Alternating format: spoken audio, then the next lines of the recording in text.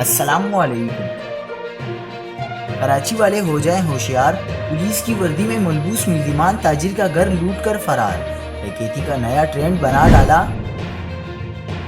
تازہ ترین ویڈیوز کے لیے چینل کو سبسکرائب کر کے بیل آئیکن اور آل نوٹیفیکیشن پر کلک کریں۔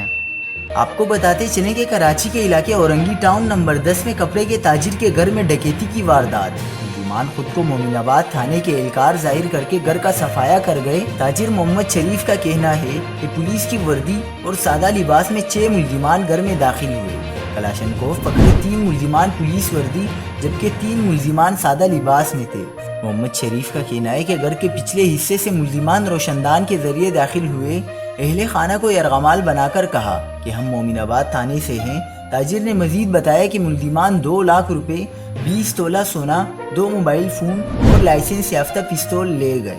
اس حوالے سے پولیس کا کہنا ہے کہ جائے وقوع سے شواہد اکٹھے کر لیے ہیں۔ مزید خبروں کے لیے دیکھتے رہیے حق پاکستان نیوز۔